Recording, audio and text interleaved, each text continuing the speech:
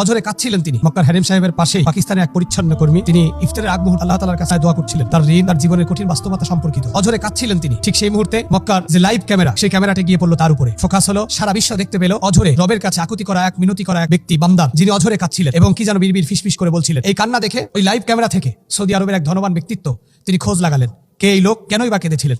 এরপরে জানতে পারলেন তিনি অভাবগ্রস্ত ঋণী এক ব্যক্তিত্ব, যার বাড়ি পাকিস্তান, এবং তিনি তার সমস্ত ঘটনা শুনে তার ঋণ পরিশোধের সিদ্ধান্ত গ্রহণ করলেন।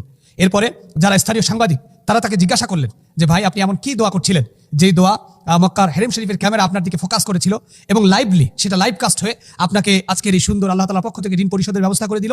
এরপরে তিনি সেই দোয়াটি পাঠ করে শোনালেন। কোন দোয়া? রাসূল আকরাম সাল্লাল্লাহু আলাইহি সাল্লামের বাড়িতে একদিন এক মেহমান এসেছিলেন। সাল্লাল্লাহু আলাইহি সাল্লাম মেহমানকে খেদমত করাবার জন্য তিনি ভিতরে তার স্ত্রীদের কাছে লোক পাঠালেন, কিন্তু স্ত্রীরা ভিতর থেকে খবর পাঠালেন যে খাবারের পর্যাপ্ত কোনো খাবার তার জন্য অবশিষ্ট নেই। আল্লাহর পয়গম্বর সাল্লাল্লাহু আলাইহি সাল্লাম তখন আল্লাহ সুবহানাহু ওয়া তাআলার কাছে দোয়া করেছিলেন, বলেছিলেন আল্লাহুম্মা ইন্নী আসআলুকা মিন ফাদলিক ওয়া রাহমাতিক। এরপরে পয়গম্বর বলেছিলেন ফাইন্নাহু লা ইয়ামলিকুহা ইল্লা আনতা। আল্লাহ তাআলার পয়গম্বর সাল্লাল্লাহু আলাইহি ওয়াসাল্লাম তখন দোয়া করেছিলেন, হে আল্লাহ, আমি আপনার কাছে আপনার অনুগ্রহ ও রহমতের প্রার্থনা করছি, কেননা আপনি ছাড়া আর কোনো মাবুদ, আপনি ছাড়া আর কোনো রিজিকদাতা, আপনি ছাড়া আর কোনো স্রষ্টা আমার নাই।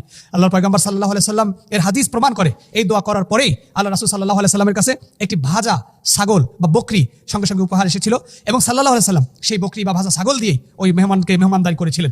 এবং সেই দোয়াটা পরবর্তীতে অভাব অনটন ঋণগ্রস্তদের জন্য এক শ্রেষ্ঠ দোয়ায় পরিণত হয়। এবং পাকিস্তানি ওই পরিচ্ছন্ন কর্মী বলছেন, আমি সেই দোয়া করেছিলাম। আল্লাহু আকবার। তাহলে আমরাও যদি এই দোয়াটা করতে পারি যে আল্লাহ তাআলার কাছে আমরাও যদি ইফতারের আগে আমাদের জীবন নিয়ে আল্লাহ তাআলার কাছে প্রার্থনা করতে পারি আর বলতে পারি আল্লাহুম্মা ইন্নী আসআলুকা মিন ফাদলিক ওয়া রাহমাতিক ফাইন্নাহু লা ইয়ামলিকুহা ইল্লা আনতা, তাহলে অবশ্যই আল্লাহ তাআলা হয়তো আমাদেরকেও বিপদ আপদ ঋণগ্রস্ততা থেকে হেফাজত করবেন ইনশাআল্লাহ।